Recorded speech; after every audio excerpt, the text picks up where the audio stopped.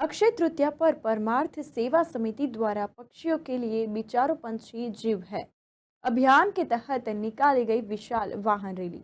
बीकानेर की बात करें, बीकानेर तीज त्योहार और अपनी परंपराओं के लिए जाना जाता है और इसके साथ ही बेजुबानों के दर्द को अपना दर्द मान निस्वार्थ उनकी सेवा में लगना यहाँ के लोगों का मिजाज रहा है।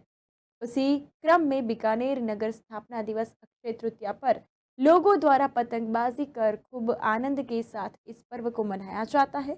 लेकिन हाल ही में चाइनीज मांझे के बढ़ते अवैध क्रय विक्रय के कारण इस जानलेवा मांझे से सैकड़ों पक्षी और इंसान चोटिल होने के मामले देखने को मिल रहे हैं।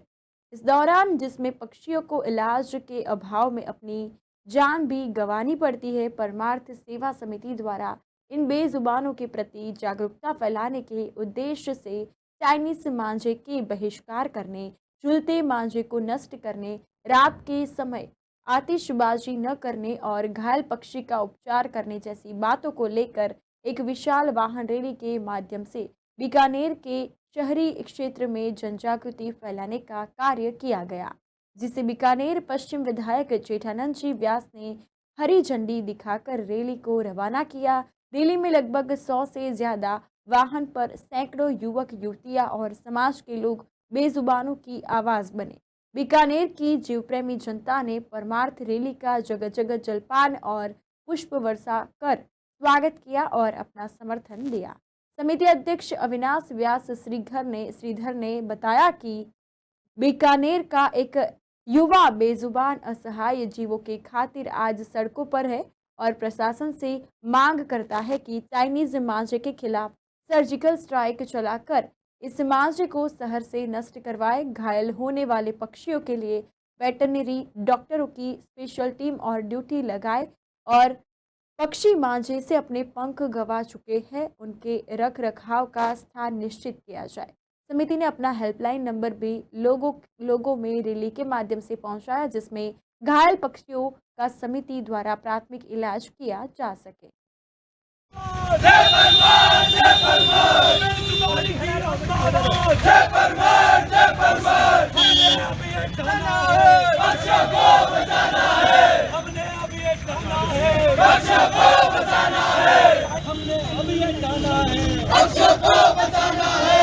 हमने अभी एक ठाना है, बच्चों को बचाना है। हमने अभी को बचाना है। मनुष्य तभी बनेगा महान, जीवों का होगा कल्याण। मनुष्य तभी बनेगा महान, जीवों का होगा कल्याण। चाइनीज मांझे का बहिष्कार करो, बहिष्कार करो, बहिष्कार करो। चाइनीज मांझे का बहिष्कार करो, बहिष्कार करो, बहिष्कार करो। चाइनीज मांझे को बहिष्कार को लेकर एक विशाल रैली का आयोजन किया गया। आइए हम बात करते हैं इनसे कि ये इनके दिमाग में क्यों आया। आप तो बताइए क्यों दिमाग में आया। हम इस शहर में निवास करते हैं।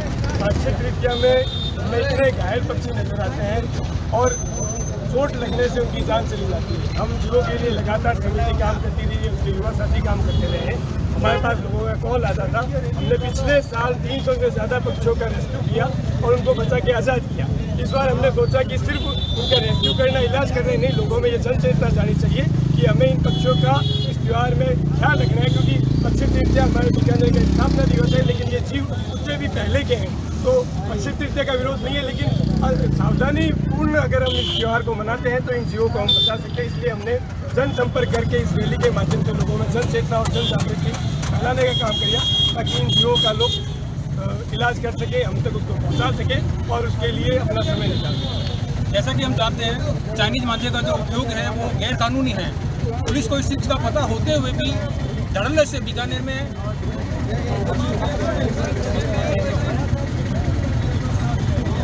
शहरी परिवहन के अंदर चाइनीज मांझे का वितरण होता है।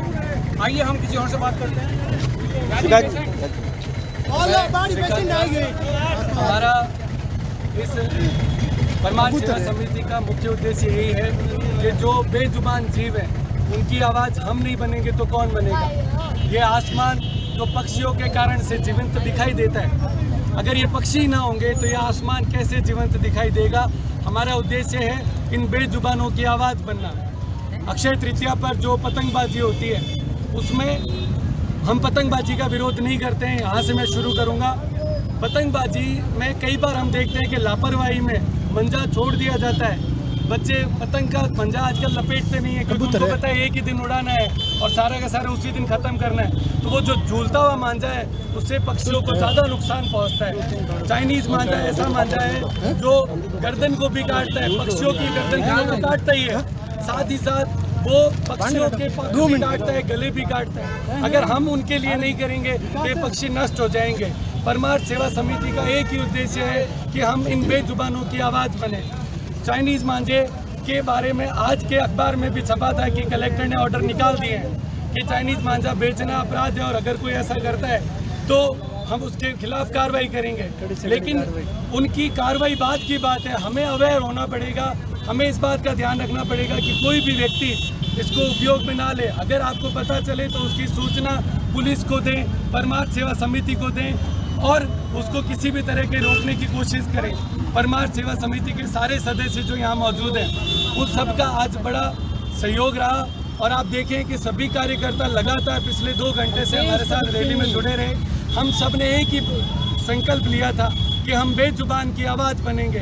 तो एक बार जोरदार नारा लगा दे, बेजुबान की हम आवाज़, जय परमार, जय परमार, बेजुबान की हम आवाज़, जय परमार, जय परमार। हमने अब ये ठाना है, पक्षियों को बचाना है, हमने अब ये ठाना है, पक्षियों को बचाना है। चाइनीज मांझे का बहिष्कार करो, बहिष्कार करो, बहिष्कार करो, चाइनीज मांझे का बहिष्कार करो, बहिष्कार करो, बहिष्कार करो, झूलता मांझा नष्ट करो, नष्ट करो, नष्ट करो। बेजुबान की हम आवाज़, जय परमार, जय परमार। जय परमार्थ के साथ आप सबका बहुत बहुत धन्यवाद। जैसे कि संस्था के कार्यकर्ताओं ने बताया कि चाइनीज मांझे का उपयोग नहीं करना चाहिए। अभी मेरे सामने ये एक केस है रिसेंटली मोहित, इनके हिसाब से केस पक्षी जो है चाइनीज मांझे का शिकार हुआ है। अभी मैं वीडियो मैन को कहूँगा कि वो दिखाए।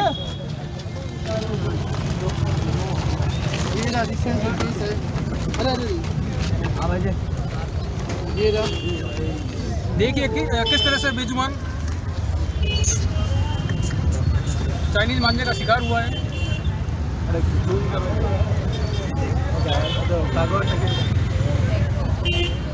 ये पक्षी इस तरीके से चोटिल हो रहे हैं और पूरे शहर में हमारे पास ऐसे ही सैकड़ों पक्षी आ रहे हैं और हमने इसलिए हेल्पलाइन नंबर भी दे रखा है कि परमार्थ सेवा समिति को आप संपर्क करके इन जीवों का इलाज करवा सकते हैं। इसी के साथ प्रशासन से हम मांग करते हैं कि बीकानेर में इनको रखने के लिए व्यवस्था नहीं है। जो पक्षी पंख गंवा चुके हैं, जिनके पैर कट चुके हैं, उनकी स्थिति ये होती है कि उनको बचा तो लिया जाता है लेकिन उनको बीकानेर शहर में रखने की कोई व्यवस्था नहीं है। तो प्रशासन और राजनेताओं और भामाओं से हम अपील करते हैं कि बीकानेर में एक ऐसी व्यवस्था होनी चाहिए जिसमें ये बेजुबान जीव बेचारे जिनके पंख नहीं है उनके लिए एक स्थान हो।